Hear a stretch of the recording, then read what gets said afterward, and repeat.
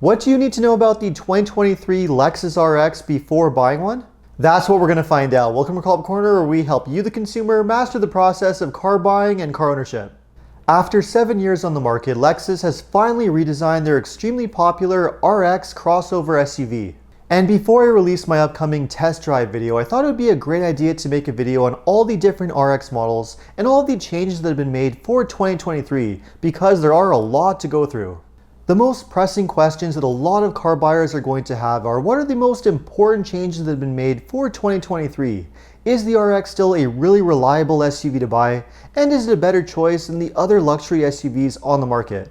Well, to find out the answer to all of these questions and a lot more, make sure to stick around until the end of this video. And if you enjoy and get value out of this video, make sure to subscribe to my channel. I post 2 videos a week, always straight to the point, valuable car buying advice designed to help you, the consumer. So the most important changes to be aware of with the new RX is what Lexus has added and what they've taken away. One important change is that the RX now rides on Toyota and Lexus's GAK global platform, which is a lot lighter, stiffer, and quieter than the platform of the previous generation RX. Size-wise, although the new RX is roughly the same size as before, it does have a longer wheelbase, which does translate to a little bit more interior space and cargo space. But more importantly, the use of the brand new platform has allowed for more electrification, and indeed you can now get the new RX with 2 different hybrid options, a plug-in hybrid and a regular gas engine. But there are some things that Lexus has taken away as well. For example, you can no longer buy the previous generation 3-row RX350L. You can now only get the RX as a 2-row 5-seater SUV. Lexus says this was done because they plan to introduce a completely different 3-row crossover SUV in the future, which is most likely going to be called the Lexus TX. Another more significant change is the fact that you can no longer buy the RX with a V6 engine of any kind. Now this is huge because ever since the RX was first introduced to the market back in 1998, it has always used a naturally aspirated V6 engine.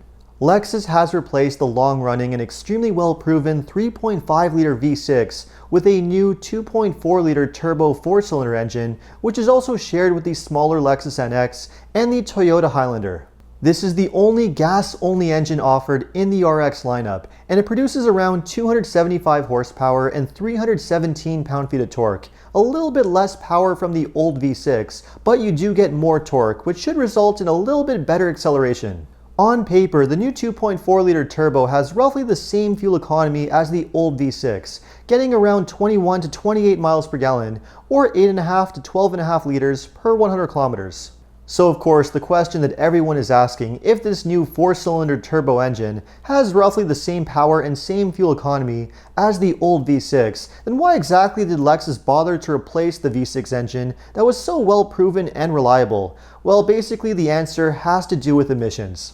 Like all other car makers, Toyota and Lexus are under immense pressure to reduce the emissions of their entire car lineup, and replacing an old V6 engine with a smaller displacement turbo engine is a small step to accomplishing that. Now, of course, reducing emissions is a good thing, but the major question is the 4-cylinder turbo going to be as reliable as the old V6, which was known to last basically forever? Well, the good news is that this engine is basically just a turbocharged version of the 2.5 dynamic force 4-cylinder engine that's found in the Toyota Camry and the Toyota RAV4, which has been known to be an extremely reliable and long-lasting engine.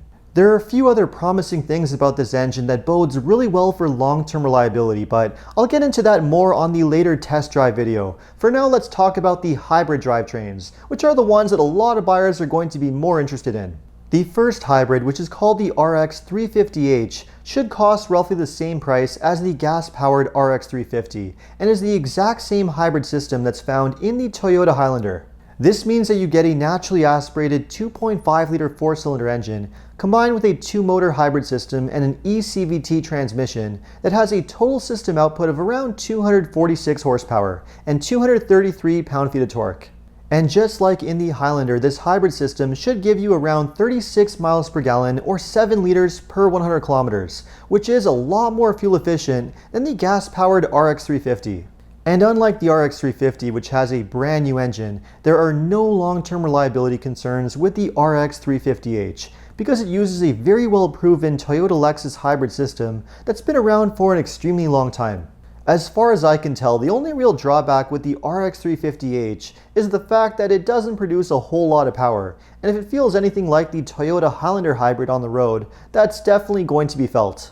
That being said, anybody who's ultimately looking for a really good blend between fuel economy and price, the RX350h is going to be a solid pick. And the fact that it's sold as a hybrid gives it a really unique selling point on the market. There just really aren't that many luxury SUVs that you can buy that are being offered with regular hybrid drivetrains. But if the performance of the RX350h just doesn't cut it for you, you also have the option of the RX500h, which promises to have much better performance. The RX500h combines the turbo 2.4-liter four-cylinder engine from the RX350 with a two-motor hybrid system, giving you a total system output of 366 horsepower and 406 pound-feet of torque. And because this is a performance SUV, you get a regular 6-speed automatic transmission instead of the eCVT that's found on the RX350h. Other performance touches include bigger brakes, adaptive suspension, and even rear steering, which should help with the handling at higher speeds. Now all of that does sound quite impressive, and it gives the RX a level of performance that it's never really had in the past. So anybody who's always eyed buying a Lexus RX, but always wished for a little bit more performance, well, now you have one that might just fit the bill. But of the 4 new drivetrain options that are offered on the RX, the one that I'm excited for the most is the plug-in hybrid, which is going to be the RX450h+. Since this is a plug-in hybrid SUV, it is going to have a dedicated electric range, which should be just over 30 miles or 50 kilometers, which puts it roughly in the same ballpark as a lot of other plug-in hybrid SUVs. And when that electric range is used up, it's going to switch over to regular hybrid mode, where it uses a naturally aspirated 2.5-liter four-cylinder engine and a hybrid system, very similar to the one in the RX350h. And yes, this is the exact same plug-in hybrid drivetrain that's found in the smaller NX450h+ and the Toyota RAV4 Prime 2, so this is a very well-proven hybrid system. Although Lexus has made some major changes underneath the skin, the design of the new RX is not a huge departure from the previous generation model. The design itself is very evolutionary, which is probably a good thing, although you can spice it up a little bit if you go for one of the F Sport models, which gives you larger wheels, different trim, and a sportier look. There are, however, some major changes with the interior, especially when it comes to the infotainment system. The RX offers either a 9.8-inch touchscreen or a 14-inch touchscreen on the higher trims, which has a brand new interface, which is a huge improvement over the one on the previous generation RX. I've already sampled this infotainment system on the smaller NX, and it is a very straightforward user interface with great looking graphics, excellent responsiveness, and it also has wireless Apple CarPlay and Android Auto, which is great to see. The rest of the interior also seems to mimic the smaller NX as well, although it should have slightly nicer materials on the higher trims, and of course a lot more interior space. Although the new RX doesn't exactly have more interior space, especially in the rear seats when compared to the previous generation model, it wasn't necessarily needed because this was already a very spacious SUV. You do, however, get a larger cargo area, and underneath the cargo floor you have an actual spare tire. That's right, unlike the smaller NX, the RX does not use run-flat tires, which for many is going to be a really good thing. Now, a lot of these updates on the new RX are certainly great to see, but the major question is it still one of the best luxury SUVs to buy? And how exactly does it compare against the other similar luxury SUVs that you can buy on the market? Well, some of the major advantages that the RX has always had when compared to most of its rivals include the pricing and its reputation for reliability, both of which made it a major standout. As far as pricing goes, I expect that will continue to be the case. Although at the time of this recording, the pricing for the new RX was not available, I expect that it's still going to cost at least $10,000 to $15,000 less than a comparable BMW X5, Mercedes GLE, or a Volvo XC90, if not even more, so it should be extremely price competitive. Now with that said, you could argue that those European brand SUVs do have more to offer when it comes to performance and luxury, but something that they've never had in North America is a solid reputation for long-term reliability, especially outside the warranty period, which is something that has made the RX a huge success. Now of course, that reputation for long-term reliability is going to be tested with the brand new RX350 gas model and the RX500h, both of which have entirely new drivetrains.